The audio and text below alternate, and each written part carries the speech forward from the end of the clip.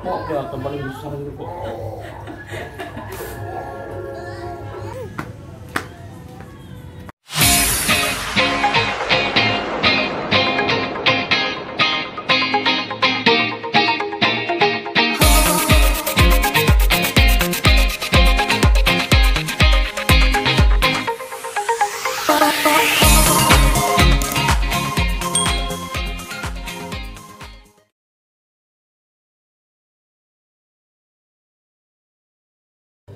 Assalamualaikum warahmatullahi wabarakatuh. Halo semuanya, bertemu lagi dengan Bunda Zoya dan Sia.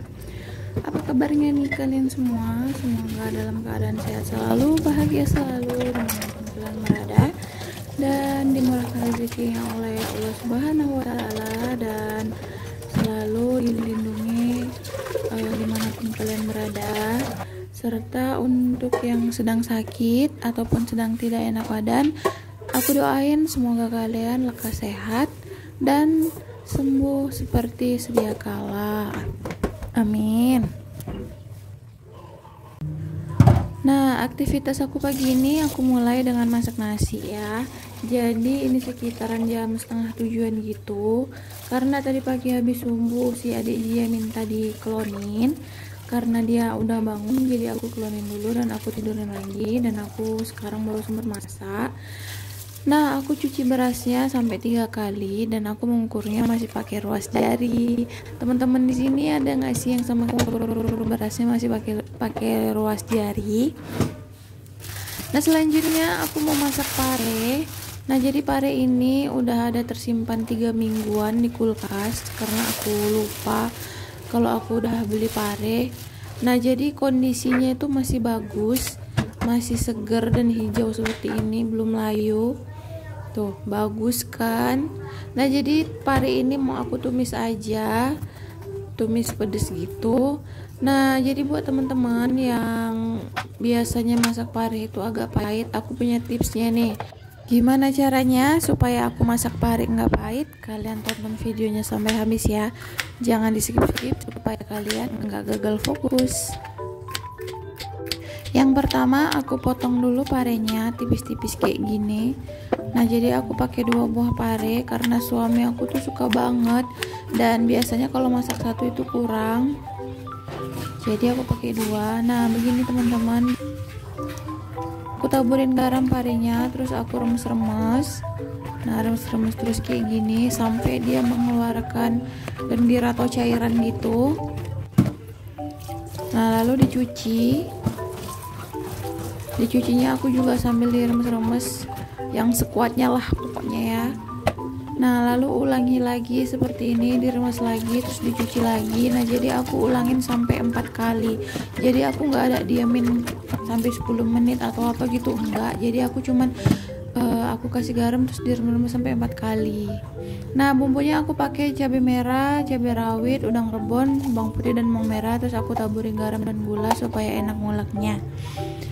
Buat kalian jangan salah fokus, lihat ulekan aku. Nah, jadi ulekan batu aku itu udah pecah dan tersisa tinggal anaknya aja yang udah patah kayak gini. Jadi aku pakai ulekan kayunya, dan ini tuh udah lama banget ya. Jadi aku nguleknya itu nggak sampai halus-halus banget, dan lalu ditumis bumbunya sampai harum.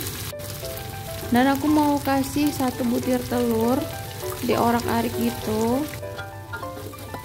Pokoknya tumis pare diginiin tuh favorit banget suami aku. Aku nggak tahu kenapa, padahal dulu dia nggak suka ya. Langsung aja masukin parenya. Nah, jadi tekstur parenya itu kalau udah dikasih garam dan diremas-remas gitu, dia jadi agak kilat gitu. Nah, agak kesek gitu, dan langsung aja kasih gula, garam, dan penyedap. Pokoknya kalau kalian ikutin resep aku tadi, cara aku tadi, dijamin pare kalian nggak akan pahit. Nah, sambil nunggu parenya mateng, aku mau cuci piring-piring yang bekas kotor-kotor tadi, supaya nanti nggak banyak piring kotor ataupun piring yang numpuk. Nah, jangan lupa ya buat dikoreksi rasa. Nah, sepertinya ini rasanya udah pas. aku langsung aja kasih air dan ini udah mateng. Dan setelah dikasih air nanti tadi kalian jangan lupa buat koreksi rasa lagi ya, karena takutnya rasanya berubah. Oke, udah jadi. Pokoknya ini jamin anti pahit deh. Pokoknya kalian harus ikutin cara aku ya. Nah, selanjutnya aku mau masak sup bakso nih buat anak-anak aku. Nah, jadi mereka tuh lagi suka banget sup, apalagi si bayi ya. Jadi dia udah kurang suka makan nasi lembek gitu, makan nasi bubur bayi gitu. Jadi dia apa yang dimakan kakaknya dia lebih mau makan itu gitu. Jadi aku masakin aja sup-supan, dan bumbunya aku nggak pakai bumbu putih, aku cuma pakai bawang merah dan bawang putih aja, ditumis sampai harum. Dan ini nggak ngurangin rasa kok, dan ini pastinya tetap enak juga karena harum bawangnya itu tadi. Jadi aku masaknya di panci kecil ini aja ya teman-teman, karena panci aku yang besar nggak ada dan aku nggak punya panci estetik. Panci yang udah menemani aku selama 6 tahun ini aja. Selanjutnya aku cuci piring lagi. Jadi aku tuh kalau masak sambil nyuci piring gitu teman-teman. Jadi kalau sambil nunggu masakannya matang aku cuciin piringnya dulu gitu. Jadi biar nggak numpuk-numpuk. Setelah masak itu biar nggak males lihat piring kotor yang bertumpuk gitu. Jadi selesai masak tinggal cuciin wajan-wajannya aja. Oke, ini supnya udah mateng dan sekarang aku mau angkat dulu. Nah, pagi ini kalian masak apa nih?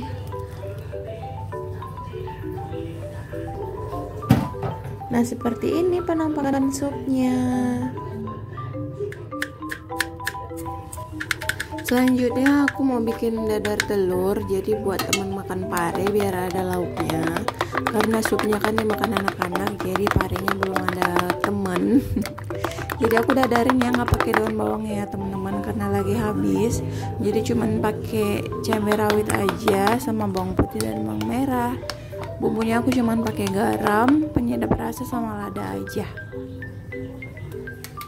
Nah, sebelumnya aku mau minta maaf kepada teman-teman semua karena sepertinya dubbing aku ini agak macet-macet gitu. Aku nggak tahu kenapa, dari semalam aku ngedit video aku tuh error terus. Jadi kemarin aku udah edit ini dan aku udah dubbing, tinggal upload aja, nggak taunya error, videonya nggak bisa dibuka lah, videonya macet lah, videonya nggak sama dubbingnya lah. Jadi nggak tahu kenapa, entah HP-nya yang error atau aplikasinya ya, aku nggak tahu.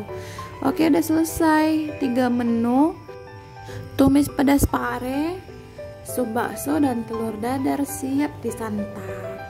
Selanjutnya aku beres-beresin dapur. Jadi selesai masak wajib banget ya ngelap-ngelap dapur, karena supaya nggak ada minyak-minyak yang menempel di dinding atau di kompornya, dan supaya nggak hitam-hitam dan bertumpukan gitu minyak-minyaknya jadi hitam. Nah, jangan lupa itu bawah kompor juga wajib banget ya dibersihkan. Nah, aku mau terima kasih nih buat teman-teman semua yang udah menonton aku sampai di menit ini. Jangan lupa untuk like, subscribe, komen, and nyalakan notifikasi loncengnya, dan share jika kalian rasa bermanfaat, supaya aku bisa lebih semangat lagi untuk buat konten-konten selanjutnya. Mohon maaf kalau gambarnya goyang-goyang. Nah, jadi ini suami aku lagi jahil, jadi dia ngambilin HP-nya terus dia rekamin aku, dan aku bilang letakin dong HP-nya yang gitu kan. Jadi dia bilang udah nggak apa-apa, biar kelihatan aja orangnya gitu. Ya udahlah, terserah dia aja. Jadi dia tuh suka gangguin aku kalau lagi bikin konten, apalagi kalau aku ngedubbing tuh. Dia kalau ada dia tuh dibikinnya lucu-lucu gitu biar aku ketawa gitu. Kalian sama gak sih kayak aku? Jadi kalau lagi bikin konten itu suka digangguin sama suami atau sama anak gitu. Oke, selanjutnya aku buang sampah dan seperti biasa dia juga gangguin aku. Kali ini dia rekamin aku. Mohon maaf ya teman-teman, lihat penampakan aku. Nah, ini aku setrikain baju sholatnya suami karena dia mau pergi kerja, dan karena dia kerjanya kotor-kotoran jadi nggak bisa sholat pakai baju kerjanya, jadi harus bawa baju dari rumah, baju bersih. Dan